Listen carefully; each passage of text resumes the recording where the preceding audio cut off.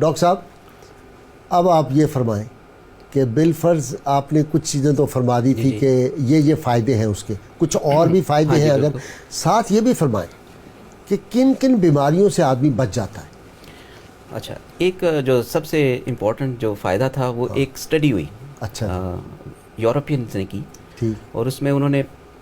55,000 volunteers کو ڈالا، ٹھیک، اور اس میں اسٹڈی کیا گیا کہ وہ لوگ جو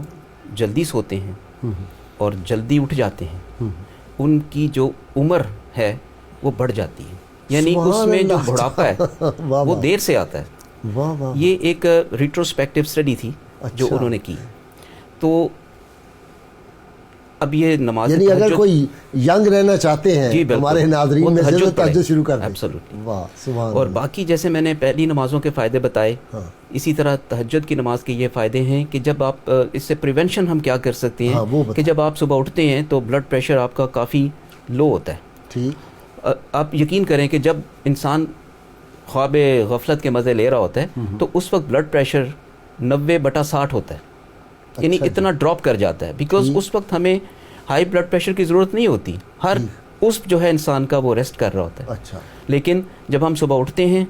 اور یہ یاد رکھیں کہ جب بلڈ پریشر لو ہوتا ہے تو ہارٹ کی اپنی فلنگ بھی جو ہے نا وہ کم ہو جاتی ہے، وہ جو کورونری آرٹریز ہیں، یہ جو سمجھانے کے لیے عام لوگوں کو یہ ہے کہ دل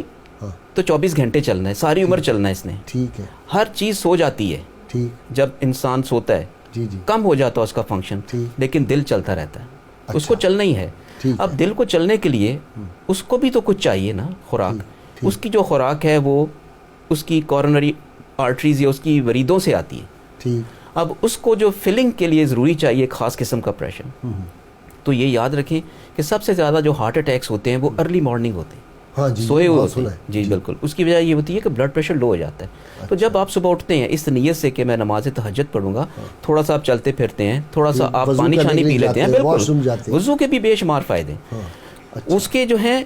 آپ جب چلتے پھرتے ہیں تو آپ کا بلڈ پریشر تھوڑا سا نارمل پہ آتا ہے، تو جب آپ کا بلڈ پریشر نارمل پہ آئے گا تو وہ جو آرٹریز جو انڈر فلڈ تھیں، جو کم بھری ہوئی تھیں، وہ بھر جاتی ہیں اور دل کو زیادہ توانائی ملتی ہے، جس سے خون ان میں آنا شروع ہو جاتا ہے، جس کی وجہ سے آپ کا دل جو ہے وہ مضبوطی کے ساتھ دھڑکتا ہے۔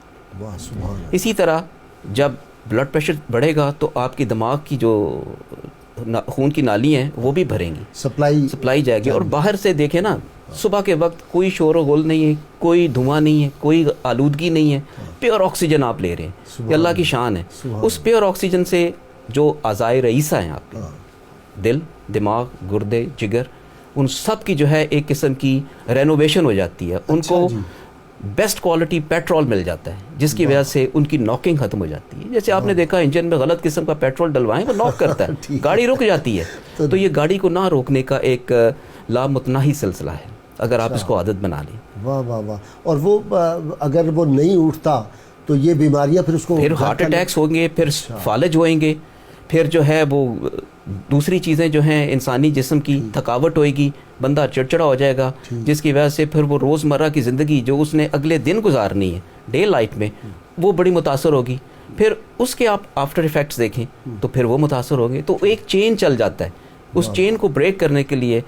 میں سمجھتا ہوں کہ نماز تہجد اگر اس پہ پابندی کی جائے تو وہ آئیڈیل ہے۔